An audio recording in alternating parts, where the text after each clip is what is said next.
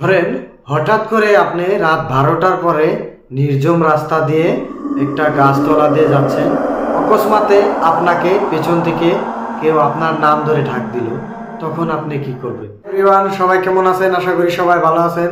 তো আমার horror story বাংলাতে আপনাদেরকে সবাইকে স্বাগতম। তো আজকে যে গল্পটা আমি বলতে যাচ্ছি, এটা শুনতে হলে কানে হেডফোন দিয়ে নেবেন। আর হ্যাঁ, আগে বলে দিচ্ছি, দুর্বল হার্টদের মানুষ এই ভিডিওটা স্কিপ করে চলে যেতে পারেন। যারা সাহসিয়াল তারা এই ভিডিওটি শেষ পর্যন্ত দেখবেন, আর কমেন্ট করে জানাবেন রাত 12টার পরে কে এই ভিডিওটা দেখছে। গল্পটা আমাদের পাশের গ্রামের এক দাদার গল্প, সে আমাকে বলেছিল। তো একদিন রাত্রে ফাংশন দেখতে গিয়েছিল, পাশে একটা গ্রামে ফাংশন হচ্ছিল। তো সেই দাদা ফাংশন দেখতে গিয়েছিল। তো ফাংশন শেষ হয়ে গেছিল, বহুত রাত হয়ে গেছিল। তো তারপর সবাই চলে গেছিল, দাদা এক চা দোকানে ঢুকেছিল চা খাওয়ার জন্য। তো পরে সবাই চলে আসার পরে রাত বহুত হয়ে গেল। তো দাদা এখন একলাই চলে আসবে, কিন্তু ওই রাস্তা দিয়ে আসতে এই রাস্তার মাঝে একটা বড় বট গাছ পড়ে। লোকের মুখে শুনেছে যে ওই গাছতলা দিয়ে রাত্রে কেউ একা যেতে পারে না। তো দাদা সেই ভয়ে ভয়ে ওই রাস্তার তল দিয়ে যাবে এটা ভাবনা করে ওই চা দোকান থেকে উঠে তো রাস্তা দিয়ে ধীরে ধীরে চলে যাচ্ছিল। প্রথমে দাদা রাস্তা দিয়ে যেতে হাঁটতে হাঁটতে ধীরে ধীরে ধীরে ধীরে ধীরে ধীরে ওই বট গাছের অল্প কাছে গেছে।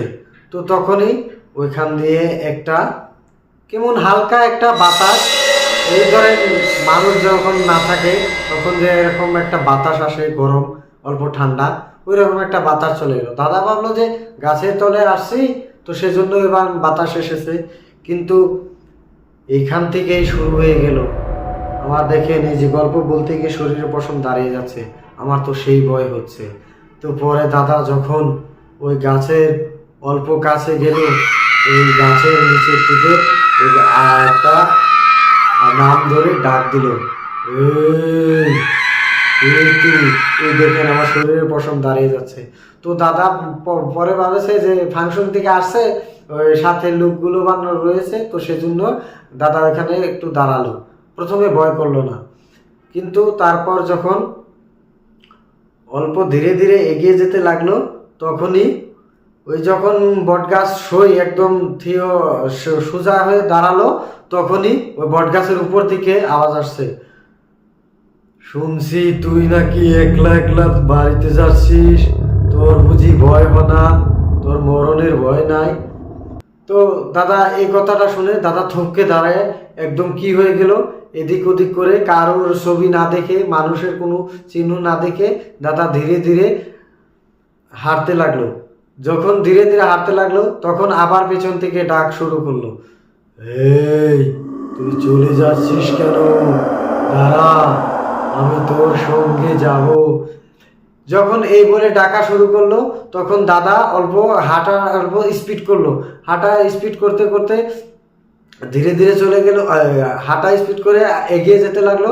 পিছন থেকে ওই কিসে যেন আবারও ওই নাম ধরে ডাকছে, এই তুই এত তাড়াতাড়ি যাচ্ছিস কেন? আমাকে সাথে নিয়ে চল।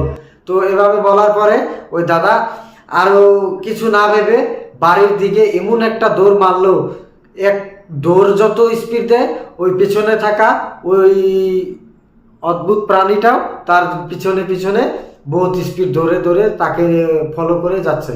তো তখন দাদা আর কি করবে, এই যে ঘরের সামনে যায়, তো যখনই জাপটা গুছিয়ে ঘরের ভিতরে শুয়ে পড়লো, শুয়ে পড়ে দাদা তো অল্প সময়ের জন্য সেন্সলেস হয়ে গেল।